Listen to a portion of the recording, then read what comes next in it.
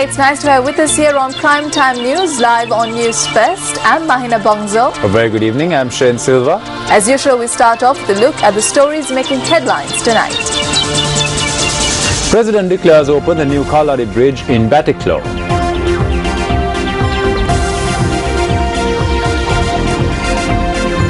Minister Mahinda Samarasinghe says the UNHRC resolution will not open the door for international interference in domestic affairs. And the Minister of Petroleum Industries says that the oil tanks of the LIOC will not be taken over.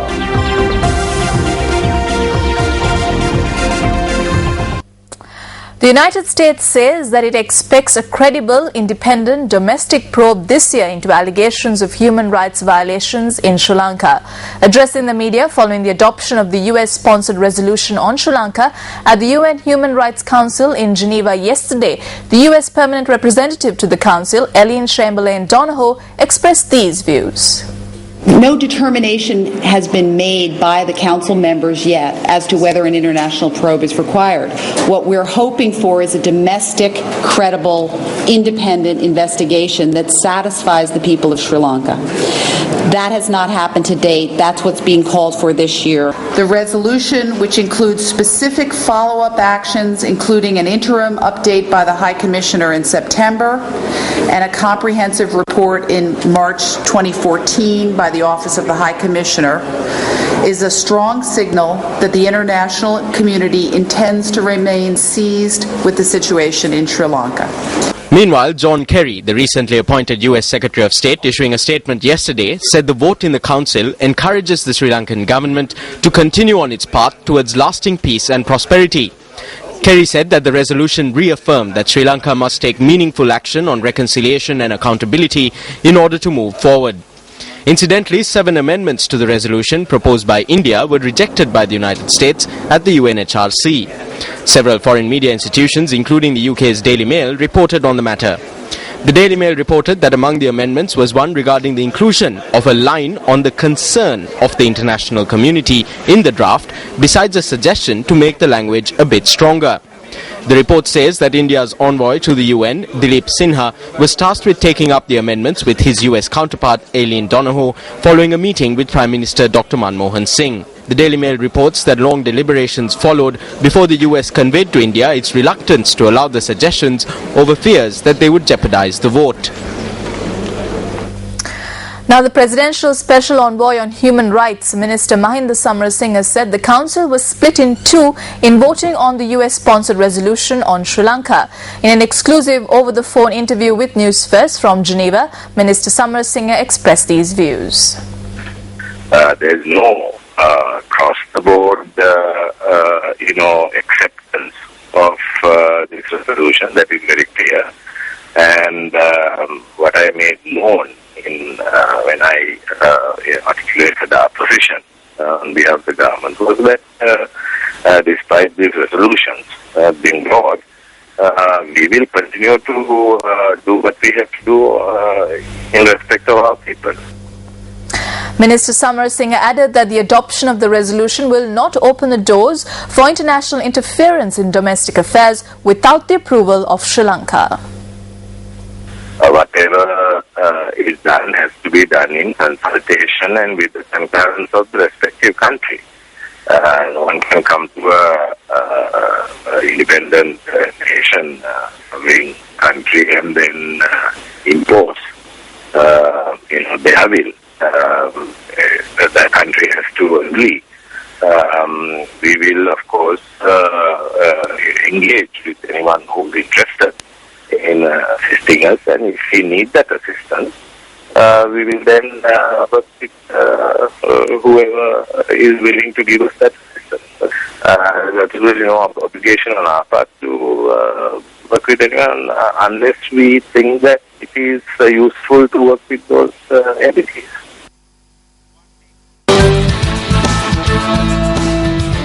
The Indian Lok Sabha was adjourned for the 4th day today after a tense situation arose when Tamil Nadu MPs raised the issue of Sri Lankan Tamils.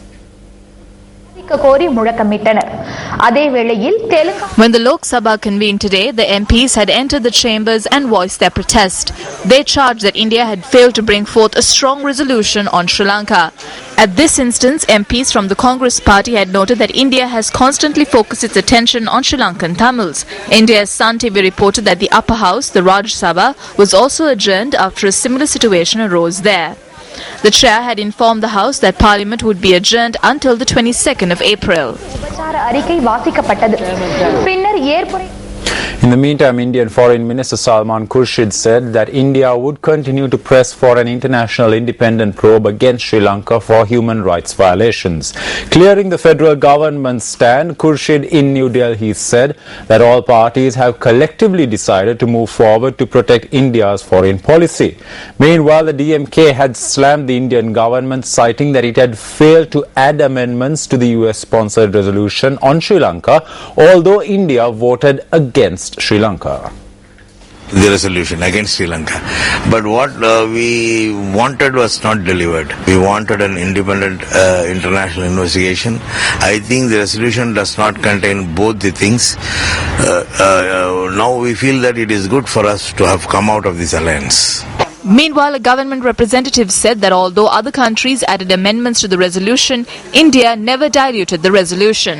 As far as our country is concerned, the resolution that has been brought before NHRC, several countries gave amendment. India never diluted the resolution. This is a political ploy by DMK against the Congress party and the central government. India moved a oral resolution, amendment to the resolution, saying that there should be a credible and independent inquiry into the war crime. That amply shows India never deviated from its policy on taking on the human rights violation very effectively. Now, various views have been expressed by government and opposition politicians on several issues, including the UNHRC session in Geneva and India's stance on the US-sponsored resolution. These are some of the views that were expressed at separate media briefings convened today and on the Satana Political Debate program telecast on our sister channel, Sirsa TV, last night. Can another organization or a country tell us to remove military camps in the north? This is an issue of national security. 55 people were killed the day before yesterday in a suicide bomb in Iraq. Were these people able to invade a country and bring about peace after destroying the culture, economy and everything else? Are they talking about human rights in those countries? This is completely biased. They are experimenting with new systems by employing various organizations in the UN to pressurize nations and make these nations act based on their whims and fancies. I was surprised when our minister who went there began reading out a list. It was an embarrassment. One representative had got up and said that the council does not need to hear clarifications made on the construction of roads. In truth, what happened was that the minister refused to go this time. Government ministers go there and make promises and ask for time and space. Subsequently, they hastily sent a minister without any preparation.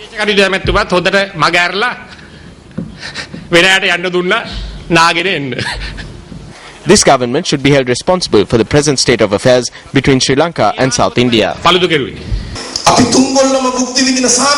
We are all enjoying peace. We are all recommencing our lives. The Western imperialists cannot bear the sight of this. When they see the economic development in this country, they bring forth resolutions in Geneva.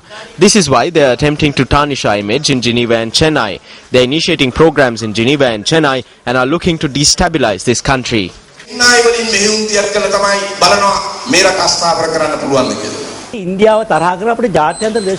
We cannot engage in international politics by getting angry with India. Last time, when India said that they would vote in favor of us, the entire third world stood with Sri Lanka. India is the unofficial leader of the third world. If not, then fight to protect your self-esteem. අපේ ප්‍රශ්නේ ගැන සහෝදරාත්මකව බලන්න නැත්නම් ලොකු අයියා වුණත් කමන්නේ. අයියට ගරු කරන්න ඕනේ. හැබැයි අයියා හැමදාම ටොකෝ ඉන්නවා. අයියාකම් කරන්න ඉඩ දෙන්න බෑ. ඉතින් එතන අපි ඉන්නවා. භූගෝලීය දේශපාලන යථාර්ථය තේරුම් ගන්නට ඕන. We must understand the reality of geographical politics. We must understand the challenges faced by the Congress-led government over this issue. India will not destroy its government and raise its hand on behalf of us. Even we would not do it. But I believe that national government should have a common foreign policy. Here I am not trying to blame India or criticize India. Foreign policy cannot be changed from time to time. That's my argument. India is our neighbor and China is our friend. We cannot forget our neighbor, neither can we forget our friend. Friends rescue you when you are in trouble.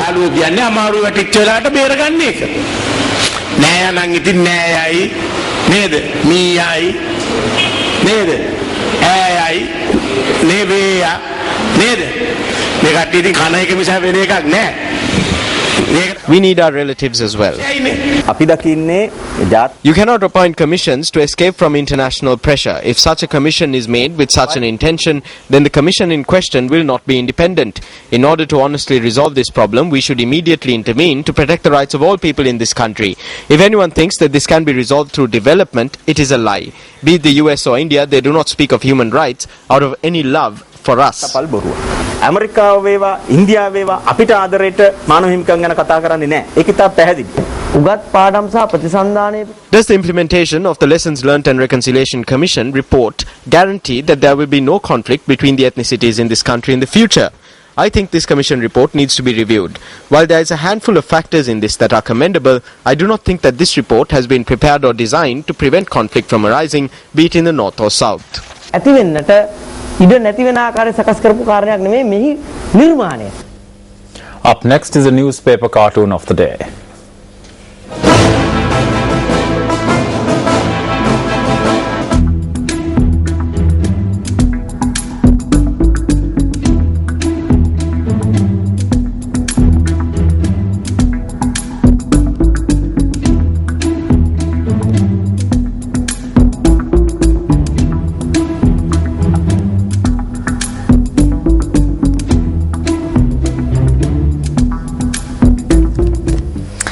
Canadian Senator Hugh D. Segal delivered the guest lecture on the Commonwealth as a force for good. The event was held at the Lakshman Kadragama Institute for International Relations and Strategic Studies in Colombo. The war and the terrorist war that you had in your country and you had to face, the many terrorist attacks within Sri Lanka, speaks to a deeply challenging history where huge difficulties were overcome by your people and your armed forces to their credit. Canada believes that as a prospective CHOCOM host, your country could embrace this opportunity, perhaps to take and make real initiatives on accountability on both sides, on perhaps publishing a list of detainees, on demilitarizing wherever possible and appropriate, and moving on to a more accelerated program of reconciliation. No one is in a position to stand on a pedestal and give lectures to others. And if anybody is inclined to do so, the Commonwealth is certainly not the forum for that exercise. Does the Commonwealth need a charter? It has got on well enough for many decades without a charter. Do we need something resembling a written constitution? That's a very stimulating, a very fascinating debate. Now, one thing that was very clear was very strong resistance from, I would say, 95% of the members of the Commonwealth, very strong, unrelenting, vigorous resistance to anything approximating to the creation of some kind of executive authority within the Commonwealth. We are going to extend a very warm invitation to all our prospective guests to visit us in November. We are making very elaborate preparations. We are investing a great deal, Senator, a great deal of time, energy and resources.